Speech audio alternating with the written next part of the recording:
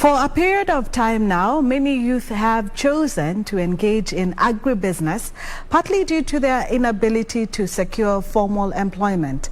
Their efforts have largely paid off, albeit the challenges in most cases in financing. In this week's edition of Young and Industrious, Wycliffe Oketch engages Steve Sande, a 30-year-old poultry farmer in Kisumu who quit a lucrative job to venture into poultry farming.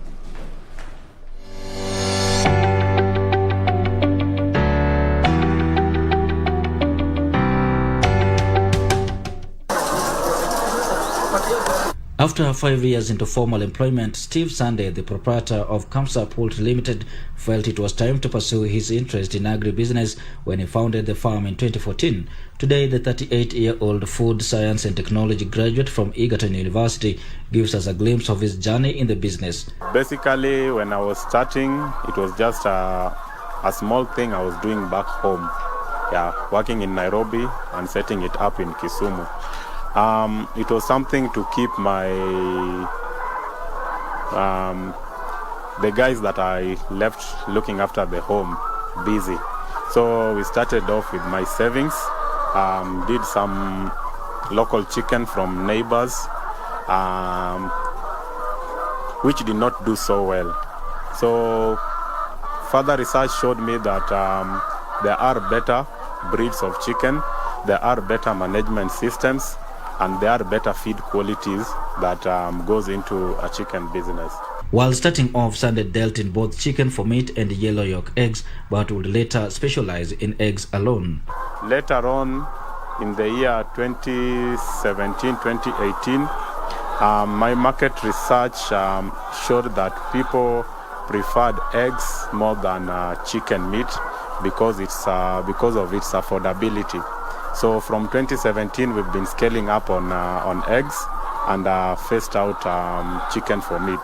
Over time, Sande's mere savings could not sustain the business, which was now growing exponentially. His efforts to secure credit from financial institutions did not pay off either, highlighting the financial challenges the youth experience in their pursuit for an alternative means of employment. I approached several banks. They were reluctant to finance. One being that poultry is a risky business. Two being that I was not experienced in that kind of business.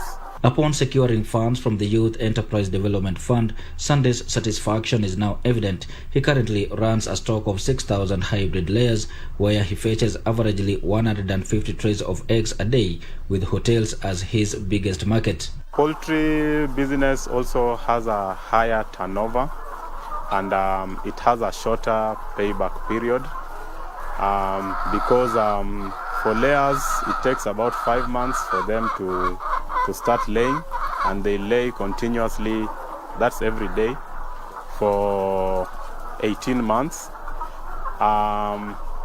If you have 100 birds, with good management, you're supposed to be collecting between 80 and 90 eggs daily.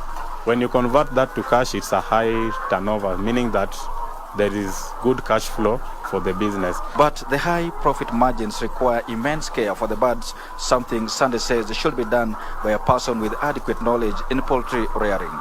Poultry vaccinations are mostly administered through drinking water. One is administered as eye drops to individual birds, and then there are 3 that are injectables.